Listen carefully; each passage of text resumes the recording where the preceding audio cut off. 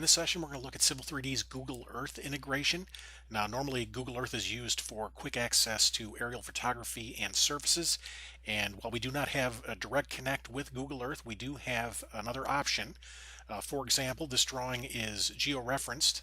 Since it is, I can easily turn on aerial photography. This is Bing Maps, is where this data comes from. I can also capture the area. Just by making a selection in the drawing, I can pull that image into the file. This image is saved with the drawing, so we can archive it with our project.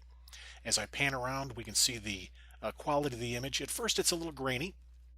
If I select the image edge, though, I can adjust the quality. I can come up to the ribbon and we'll change the quality to very fine, and you can see the difference. Once again, this image will be saved with the file, so very easy to access high quality color aerial photography. Next, we'll talk about surfaces. I'm going to start by creating a rectangle that defines my site, and then I'm going to export this rectangle as a shapefile, just a common GIS shapefile. We'll call it site boundary. Going through the process here, I'm going to be selecting my geometry and just creating a quick SHP that defines the extents of my site. When I'm finished, we can see that that object was exported. Now that it's been exported, I'm going to jump over to the InfraWorks 360 program. Here we've got a tool called Model Builder. Using Model Builder, I can select that shapefile boundary and use it to create a model. You can see it identified that location on the Earth. Let me give my model a name. I'm going to call it Box Culvert Replacement. I will then choose my directory where I'd like to save this, and I'll choose Create Model. Now when this comes up, it'll say it'll take about 5-10 minutes to create the model, depending on the size. I'm doing this in real time now. I'm not doing any edits here. Just want to show you that it takes about 10 seconds to get the data. Once this data is extracted, I will have all of the surface information. You can see the model's been created. Let me just click the model icon, and I can download that model to my local machine. Once again, we're doing this in real time. Just want to show you that this is a relatively quick process. Now we can see the estimated time remaining. It took like 17 minutes there. You can see it goes a lot quicker than that.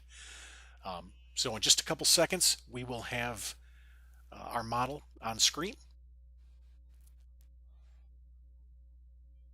This is the InfraWorks environment. This is where we can do our conceptual design and planning. As I orbit around, you can see the surface model that I pulled from the Bing Maps, as well as the aerial photography. Now that I have that surface model, I can pull that into Civil 3D. So I'll just go to the Insert tab here. I'd like to insert an InfraWorks 360 model. We'll insert the model that we just downloaded. Once again, all real time. And when I select the model, next thing I want to do is just come down and refine the selection set. As a courtesy, InfraWorks downloaded some roadways for me. I don't need all that information. I'm only interested in the surface in this case.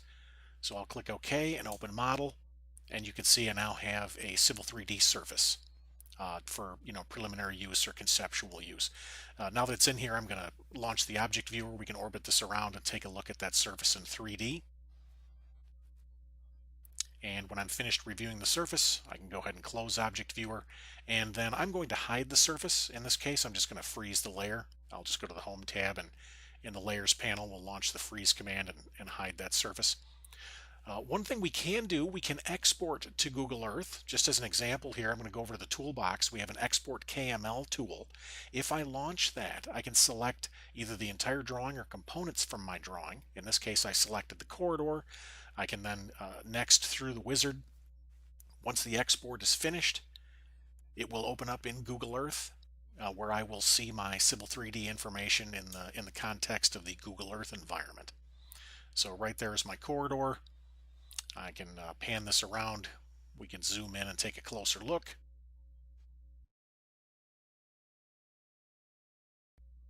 As you can see, it's very easy to export our Civil 3D content into the Google Earth environment.